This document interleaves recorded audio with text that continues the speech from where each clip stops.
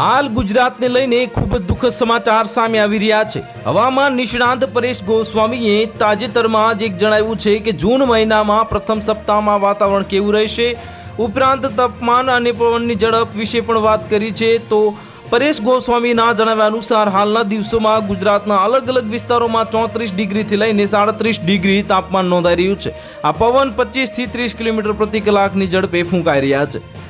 2 જૂનથી તાપમાનમાં મોટો ફેરફાર જોવા મળશે અને હવે ધીમે ધીમે તાપમાન ઊંચું જશે।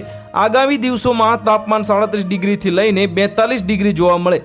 આ જૂન મહિનામાં પ્રથમ સપ્તાહમાં તાપમાન 40 ડિગ્રી પાર કરે તેવી સંભાવના દેખાઈ રહી છે અને પવનની ઝડપ થોડો ઘટાડો નોંધાશે। ગરમી, ઉકળાટ અને બફારામાં રાહત નહીં મળે અને જૂન મહિનામાં સ્થિતિ યથાવત રહેશે અને ઉનાળાનો અનુભવ પણ થશે।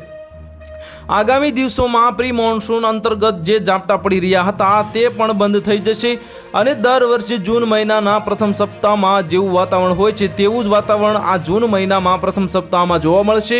નૈઋત્યના ચોમાસા માટે થોડી રાહત જોવા મળશે અને જ્યારે તેવે ગુજરાતના હવામાન નિષ્ણાત એવા પરેશ ગોસ્વામી પર પણ રાજ્યમાં આગામી દિવસોમાં ભારે પવન અને ગાજવીજ સાથે વરસાદ થવાની આગાહી કરી છે। તેમણે જણાવ્યું છે કે હવે ચોમાસું ગુજરાત નજીક પહોંચવાની શક્યતા રહેશે અને સાથે જ રાજ્યમાં અંધારિયો વરસાદ થવાની સંભાવના છે।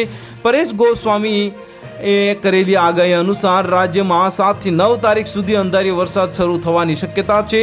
સાથે જ તેમણે જણાવ્યું છે કે 10 જૂન સુધીમાં ચોમાસું ગુજરાતમાં પ્રવેશ કરી શકે છે। તો હાલ માટે આટલું જ, મળીશું નવી અપડેટ સાથે। જો તમને અમારા વિડીયો પસંદ આવતા હોય તો વિડીયોને લાઇક કરી દેજો, ચેનલને સબસ્ક્રાઇબ કરી બાજુમાં આવેલા બેલ આઇકનને દબાવી દો જેથી તમને આવા સમાચારની અપડેટ મળતી રહે।